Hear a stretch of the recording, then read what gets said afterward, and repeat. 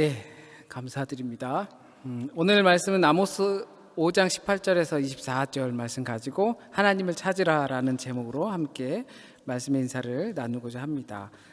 가정에 계신 분들도 지금 유튜브로 예배를 들으시면 채팅창에서 같이 저 누구예요? 잘 있어요? 인사를 하시고, 우리 또 오랜만에 또 이렇게 뵙는 분들 있고 할 때 또 같이 또 눈 인사 이렇게 옆에 분들 보시면서 눈 인사하시고 그리고 말씀을 듣겠습니다. 구약 시대에는 그 선지자들이 있었습니다. 특히 이 분열 왕국이 시작이 되고 그리고 나라의 위기가 찾아오기 시작했을 때 선지자들이 활동을 하기 시작을 했습니다. 그런데 그 선지자들 가운데는 소위 말하는 메인 스테이션 인싸가 있었고, 그리고 또 아싸가 있었습니다. 아웃사이더 선지자들이 있었죠. 저희가 지난주에 보았던 미가서와 같이 또는 오늘 아모스와 같이 이 아싸들은 출신이 선지자 훈련을 받은 출신이 아니라 하나님이 그냥 부르심을 받고 음성을 듣고 활동을 하기 시작한 사람들을 보통 아싸 선지자라고 제가 그렇게 부릅니다. 그 사람들은 뭐 아모스처럼 목동이었거나 농부였거나 하는, 아니면 지방에 있었던 사람들이거나 그런 스타일이고, 보통 인싸 선지자들은 대표적으로 이사야라든지 또 예레미야 같이처럼 궁정이나 아니면 어떤 정통적인 뭐 흐름이 있는 사람들을 뜻합니다. 그런데 이 선지자들이 활동할 땐 나라가 위기가 있을 때 하나님께서 선지자들을 통해서 말씀을 전하시는 거죠. 그 이야기는 대개 하나님의 심판이랑 깊은 연관이 있습니다. 그런데 이 하나님의 심판이 연관이 있는데, 우리가 생각할 때 하나님의 심판은 벌 주시고 야단치시고 이런 것으로만 생각하지 마시고, 하나님의 심판에 합당한 자들은 어떻게 되겠습니까? 당연히 구원에 이르는 길로 되는 도구가 되는 것이겠죠. 그거를 이렇게 생각해 보면 하나님의 뜻대로 사는가 아니면 그렇지 못한가에 대한 문제를 우리가 더 깊이 생각해 볼 필요는 있습니다. 그래서 지난주에 미가서를 통해서 종교 지도층을 향한 강력한 하나님의 말씀을 들을 때 그들이 타락할 수밖에 없었던 것은 말씀의 길을 막았기 때문이고, 서로의 욕망이 뒤엉켰기 때문에 현실적인 문제를 발생시켰다고 전했습니다. 현실적인 문제라고 하는 것은 우리의 사회 전반에 깔려있는 부정함, 그리고 타락, 부패, 그리고 죄악들을 뜻하는 거죠. 아모스 선지자도 역시 오늘 본문에서처럼 정의를 외쳤습니다. 말씀과 신앙의 회복, 진정한 예배, 거룩한 신자의 삶, 사회적 약자의 돌봄에 대해서 강력하게 외쳤습니다. 그러기 위해선 부정한 사회 지도층, 종교 지도자들을 비판할 수밖에 없었죠. 왜냐하면 아무리 깨어있는 시민, 깨시민이라고 하더라도 권력을 쥐고 있는 사람을 상대하기에는 너무 약했던 시절이기 때문입니다. 그리고 아모스에서 어쩌면 가장 유명한 본문이 오늘 본문에 나오는 24장, 저희가 찬양도 했었던 그 내용입니다. 아모스가 중점을 두고 사역했던 이 내용은 지금 우리 시대에도 역시 동일하게 요구되고 있습니다. 이거는 어떻게 보면 심각한 문제가 아닐까도 생각하고, 하나님의 말씀이 지금까지 영향력이 있다라는 것을 생각해 볼 만한 것입니다. 그것은 참된 예배가 회복되어야 하고 상실된 거룩을 되찾아야 한다는 것입니다. 이 부분은 거의 대부분 누구나가 그렇게 생각을 하고 있습니다. 교회에서들도 끊임없이 이야기하고, 또는 신앙의 개혁이나 뭐 이런 것을 이야기할 때마다 나오는 것이 예배의 회복이고 거룩성의 회복입니다. 그것이 우리 지금 현실에서 어떻게 하는 것인지까지 우리는 접근을 해야 합니다. 그렇다면 참된 예배의 회복과 우리의 신자의 거룩성을 회복하려면 우리의 현실에서 그것을 어떻게 적용해야 하는가라는 거죠. 그렇기 때문에 이런 것들이 지속되는 것을 보면 우리에게 근본적인 문제에 접근할 수 있을 거라는 생각이 듭니다. 왜 반복적으로 우리 안에서 죄악이 머무는지, 사사기를 보게 되면 계속해서 하나님을 부르짖죠. 그러면 사사가 나타나서 무찔러주고, 그러면 다시 죄를 짓고, 이게 신명기 역사, 대부분 하나님의 신자들의 역사적인 삶 안에 나타나는 죄의 반복성입니다. 그렇다면 우리가 이것을 어떻게 극복할 수 있을까라는 것에 접근할 수 있을 것 같습니다. 하나님께서는 이렇게 심판을 선언하시고 어떠한 헛된 예배도 뇌물로 받지 않으시고 하나님께서 하실 것은 정의와 공의를 바르게 세울 것이다 라고 아모스를 통해 이야기하십니다. 한때 정의란 무엇인가 라는 책이 아담 샌들러인가요? 유명했었죠. 사람들에게 많이 회자가 됐었고 저도 읽지는 않았지만 엄청 두꺼워요. 읽지는 않았지만 많이 들었어요. 사람들이 많이 샀고 많이 관심을 갖고 있다. 그만큼 사회적 화두였어요. 정의란 무엇인가. 그런데 우리가 분명히 알아야 할 것은 정의란 무엇인가를 안다고 해서 과연 그때 대히트였는데 막 강연도 많았어요. 그리고 유튜브에도 보면 그것을 30분 요약 이렇게 해서 정의란 무엇인가 하죠. 알았어요. 그래서 달라진 게 무엇이 있는가 조금 있긴 하겠죠. 달라진 게 크게 무엇이 있는가라는 것을 우리는 생각해 봐야 될 겁니다. 그렇게 많은 사람들이 사서 보았지만 특별히 주목할 만한 변화는 없었다라는 것이죠. 성경도 마찬가지라고 생각합니다. 그렇게 많이 팔리고 많이 읽히고 세계적으로 가장 많이 번역된 책이지만 왜 세상에 여전히 죄악이 있고 인간들의 문제를 풀지 못하고 있을까? 성경에도 정의 또는 공의 또는 의로움이 그렇게 많이 등장하고 하나님을 표현할 때도 하나님은 의로우신 분이다라고 하는데 왜 여전히 우리의 죄악된 문제들로 인한 인간이 고통당하는 것은 풀리지가 않는가? 오늘 본문 속에서도 공의와 정의를 언급하는데 그것이 과연 어떤 것인가라고 생각해 볼 수 있습니다. 그런데 이러한 부분들은 애매할 때가 참 많습니다. 법정 용어로 해서 판결, 당신은 무죄입니다, 정의롭습니다까지 못하더라도 죄 없습니다 라고 할 때는 좀 이렇게 분명할 수가 있지만 우리가 보통 이야기할 때 정의와 공의, 이것은 알듯 말듯 합니다.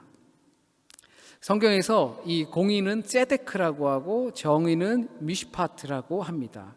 먼저 공의라는 것은 관계로부터 시작이 됩니다. 우리에게 부여된 관계, 부부 관계, 친구 관계, 사회적 동료 관계, 아니면 목회자와 신자와의 관계, 어떤 그 부여된 관계가 조건으로 성취되기 시작합니다. 그것이 잘 이루어져 갈 때 그것을 보통 이제 공의롭다라고 이야기하는 것입니다. 부부 관계가 잘 성립되고 있어요. 그 부부 관계는 공의적인 관계인 거예요. 신명기 6장 25절에서는 명령을 지키면 의롭다 하셨고 아브라함에게 창세기 15장에서는 믿음이니까 네가 의롭다, 공의롭다라고 이야기를 했습니다. 그러니까 하나님과의 관계, 이웃과의 관계를 잘 성립했을 때 너희들은 공의롭다라고 했던 것입니다. 그리고 이 정의라는 미슈파트는 판결에 대해서 되게 많이 이야기하고 있습니다. 의로운 판결이 내려질 때, 의로운 결정이 내려질 때 그때 정의롭다라고 성경은 표현합니다. 그런데 이것이 딱히 정확하게 이때는 정의롭고 이때는 공의롭다라고 구분하기는 사실 어렵습니다. 그러나 중요한 것은 하나님과의 올바른 관계 안에 있고 이웃과의 올바른 관계로부터 시작될 때 의의 시작점이 시작된다는 것입니다. 그러니까 그 개념이 정의 뭐야? 공의 뭐야? 애매한 것이 아니라 그것을 우리가 몰라서가 아니라 우리의 스탠스의 문제라는 것입니다. 농구 하시다 보면 이렇게 스탠스 되게 위치 되게 중요하고 자세 중요하잖아요. 헬스하다가도 그럴 것 같아요. 뭐 하나 들으려도 이렇게 팔 이렇게 쫙 벌려가지고 너비 맞춰서 어깨 너비 맞춰서 듣죠. 제가 이제 격투기를 좋아하니까 유도 같은 경우는 일단 잡고 시작하거든요. 그러니까 스탠스가 거의 없어요. 사우스포니 오른손잡이니 왼손잡이니 큰 상관이 없는데 태권도만 하더라도 왼발잡이 오른발잡이에 따라서 거리가 다르고 복싱도 마찬가지입니다. 잽의 거리가 닿으면 스트레이트 거리가 바로 나오고 킥의 거리가 나오면 그 후에 바로 잽과 스트레이트 거리가 나오게 되어 있는 것입니다. 이 거리의 문제라는 것이죠. 우리가 정의나 공의라는 문제를 정의 내리는 것 이전에 그래서 애매한 것이 아니라 우리 스탠스가 그것들을 대하는 스탠스가 애매하기 때문에 이 정의가 무엇인가라는 애매한 말을 하게 되는 것입니다. 그렇기 때문에 성경에선 관계가 중요하다고 이야기합니다. 이게 모든 것의 시작입니다. 설정할 때 핸드폰 사면 설정부터 시작하잖아요. 와이파이 연결하고 나는 뭐 자동으로 디스플레이가 조절됐으면 좋겠고 설정이잖아요. 제일 먼저 설정하거든요. 이것을 우리 사회의 정의로운 문제를 하기 위해선 이 설정, 하나님과의 관계 설정을 먼저 해야 한다는 것입니다. 하나님과의 올바른 관계를 그러면 어떻게 할 수 있을까요? 우선은 하나님의 명령을 잘 따르는 것이고 하나님을 잘 믿는 겁니다. 그런 방법으로 아모스 5장 초반부에서 조금 힌트를 주고 있는데요. 하나님을 찾으라라고 이야기합니다. 하나님을 찾으면 무너진 사회의 정의 가운데서 너희가 살 것이다. 하나님과의 올바른 관계는 하나님을 찾는 데서 시작합니다.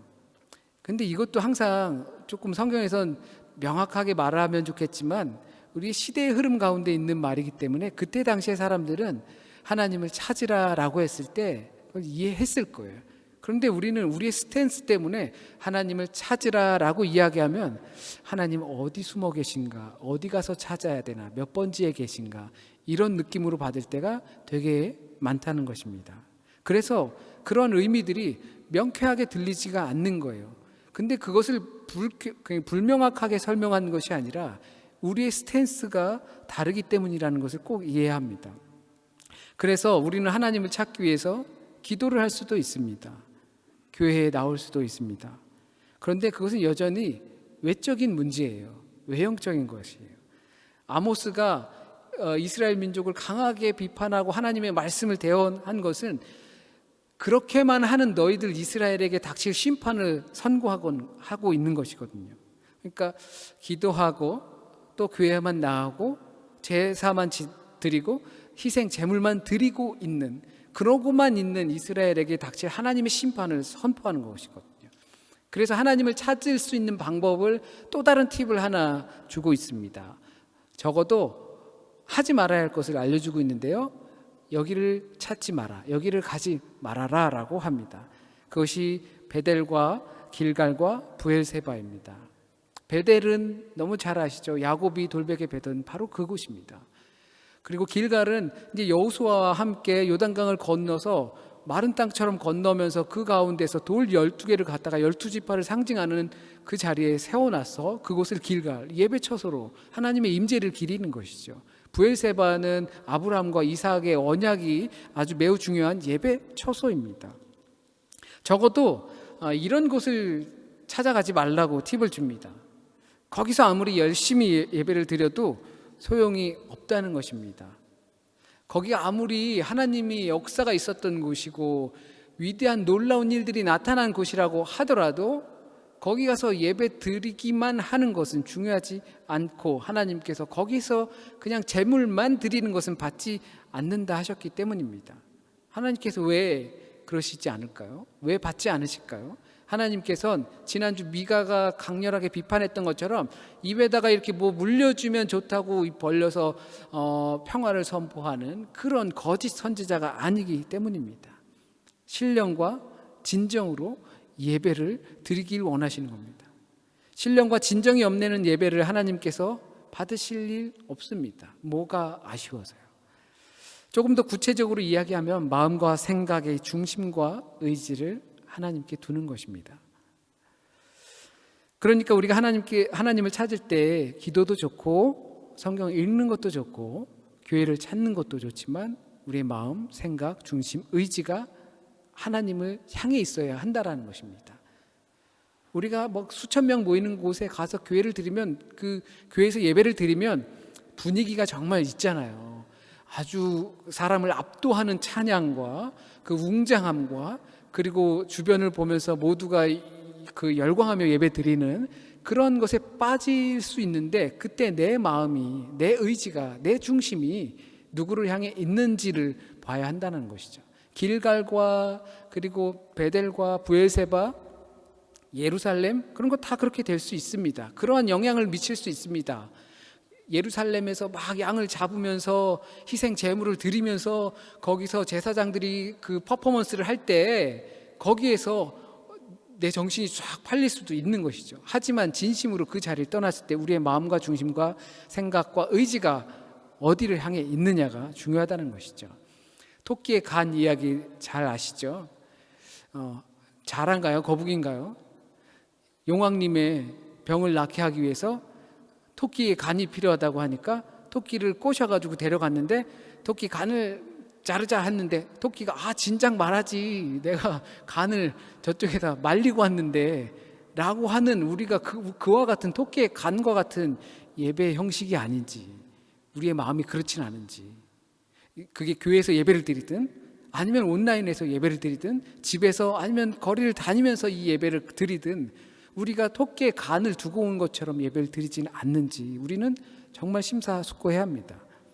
아모스는 진정한 예배의 회복을 이야기하고 거룩한 삶을 이야기하는데 이것이 깨졌을 때 나타나는 것이 바로 타락이라고 이야기를 합니다. 참된 예배, 신령과 진정으로 예배를 드리고 거룩한 삶을 우리 삶의 가운데서 살아내지 못할 때 나타나는 것이 타락이라는 것입니다. 특히 신앙의 타락은 하나님과의 관계가 멀어졌기 때문에 하나님의 말씀에 순종하며 살지 못한 결과로 낳고 형식과 모양만 있을 뿐 마음과 중심과 생각과 의지가 하나님을 향해 있지 못한 것입니다. 이런 전체적인 것을 아모스 선지자는 공의와 정의라는 단어로 표현한 것입니다. 사회적 부조리, 불평등, 죄악, 그래서 우리의 현실 세계를 불신과 어려움으로 살게 하는 것을 여기서 찾고 있는 것입니다. 하나님을 멀리했기 때문에 부정한 결과가 나타났다는 것입니다. 빛을 멀리했기 때문에 어두워졌고 빛을 멀리했기 때문에 추워진 것입니다. 깨어진 공의, 무너진 정의의 원인을, 무너진 예배와 상실된 거룩함의 원인을 거기서 찾는 것입니다. 그렇기 때문에 허울만 있는 화석 같은 예배와 성지가 아닌 신령과 진정으로 하나님을 찾으라는 것입니다. 예수께서도 수가성의 우물가에서 만난 여인이 어떤 사람은 예루살렘에서 예배를 드려야 한다고 하고 어떤 사람은 그리심산에서 예배를 드려야 한다고 하는데 어디서 예배 드리는 것이 맞습니까? 라고 하니까 예수께서 말씀합니다. 하나님은 영이시니 영과 진리로 예배할지니라. 그것이 정답 아닙니까? 온라인에서 예배를 드리든 가정에서 예배를 드리든 모여서 예배를 드리든 우리가 그 자리에서 영과 진리로 예배 드려야 하는 것이죠. 그거 누구도 확인 못해요. 나 자신만 그것을 확인할 수 있어요. 그 자리에 있는 내가 그것을 확인할 수 있지 다른 사람은 그럴 수 없습니다. 그래서 하나님을 찾으라고 했습니다. 그리고 살기 위해서는 또 선을 행하라 했습니다. 그러니 하나님을 찾는 것은 그 하나님의 뜻대로 선을 행하면서 사는 것입니다.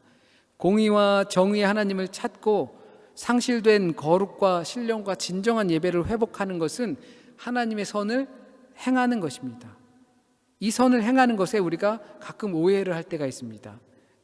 누구를 돕는 거, 누구 불쌍해, 그리고 좀 도와줘야지. 그것이 하나님께서 생각하는 선으로 생각할 수가 있습니다.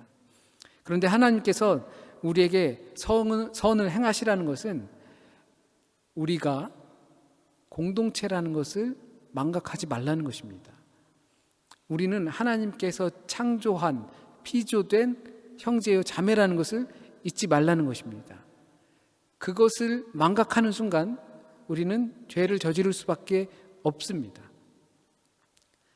저와 우리 공동체와 아무런 관계가 없으면 우리는 쉽게 죄를 저지를 수 있다라는 것입니다. 너와 내가 하나의 공동체고 더 좁게는 가족이고 식구라는 것을 우리가 잊지 않으면 죄를 저지를 확률이 매우 적다는 것입니다. 저 인도네시아에 한 번도 보지 못한 아이들, 태국의 아이들, 말레이시아 아이들, 그 아이들 우리가 돕는 이유가 우리는 하나의 공동체라고 생각하기 때문입니다. 불쌍해서 그런 것도 있겠죠. 그런데 본질은 그들과 우리는 하나의 식구라는 데 있습니다. 그리고 우리가 얼굴도 보지 못한 목사님을 위해서 기도하는 이유가 우리가 하나의 공동체라는 생각이 있기 때문입니다. 우리가 이렇게 예배 드리는 것도 공동체라는 이유 때문입니다. 우리가 예배 드리는 어느 자리에서 있든 우리는 하나님을 높여드릴 수 있고 영과 진리로 하나님과 연합되어 드리는 예배가 될 수 있습니다. 내가 어디에 있더라도 마음과 중심과 생각과 의지를 하나님께 두면 우리의 자리는 그런 예배가 될 수 있습니다. 그런데 잘못하면 그것만으로는 안 된다는 것입니다. 너와 내가 선을 행해야지 되는데 그 선을 행하는 것은 우리가 공동체라는, 우리는 한 식구라는 의식이 없으면 그게 안 나온다는 것이에요. 우리 그 예배 다 따로 예배 드리고 네트워크로 연결돼서 예배 드리더라도 너와 내가 공동체라는 의식이 있어야 되는 것입니다. 그럴 때 우리는 선을 행할 수 있습니다. 그렇지 않으면 우리의 선들은 적선에 불과합니다. 선을 쌓는 거예요. 불교 용어인데 선을 쌓아요. 적선하는 거죠. 왜 선을 쌓냐면 그 쌓은 선이 나에게 다시 돌아온다고 생각하기 때문입니다. 하지만 선을 행하는 것은 너와 내가 한 식구라는 의식이, 마음이, 생각이 우리의 중심에 자리 잡지 못하면 하나님께서 원하시는 선이 아닙니다. 우리는 이번에 유럽이 다시 록다운된 것을 봤습니다. 지금 경험하고 있고요. 2주째인데요. 지난 여름에 많은 사람들이 내 건강은 내가 결정한다 이렇게 말하면서 데모도 하고 정부에 음모가 있다고 떠들기도 했습니다. 개인의 자유와 권리는 매우 중요하다고 저도 생각합니다.